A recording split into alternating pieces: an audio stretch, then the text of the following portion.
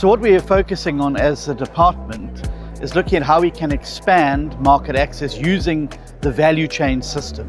As you know, the Agriculture and Agro-Processing Master Plan has adopted a value chain approach, and at the end of the value chain is the value chain round table. The challenge now to all of the round tables is how do you improve access for those smallholder farmers? Some of the things that we're doing through the National Agricultural Marketing Council, as well as various other provincial initiatives, are helping smallholder farmers get the accreditation that they need to be able to access those value chains in a meaningful way.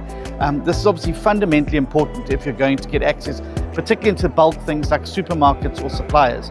Getting that gap accreditation, making sure that they can participate in the value chain, and then also incentivizing the industries themselves to include more small-scale farmers within their product production. We've had a number of great initiatives with South African breweries, Unilever, PepsiCo, and many of the other big food companies integrating smallholder farmers into their value chains, making it easier for them to access. So this is obviously a big challenge now, particularly with the African Continental Free Trade Agreement.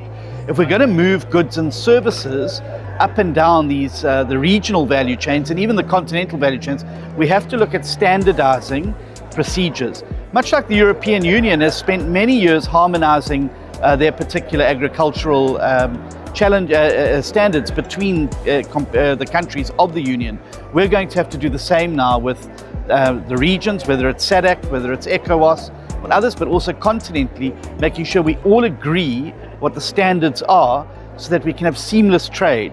And without these becoming a source of friction or friction cost, which makes it more difficult to move agricultural products around the regions and the continents. So obviously it's about education.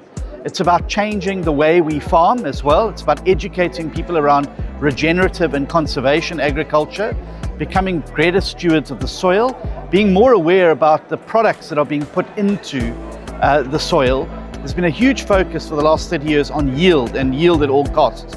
But we're starting to see now the effects of long-term damage to soil. So we've got to move towards more biological, environmentally friendly products that don't contaminate water sources. But we're going to have to find financing as well to help bridge farmers over to this new technology. Like any new technologies, it obviously is more expensive than stuff that's been on the market for a long time, but we've got to inculcate that product into the product knowledge into those emerging and small-scale farmers, but also then changing the mindset about focusing on the asset that is the soil rather than just yield at all costs.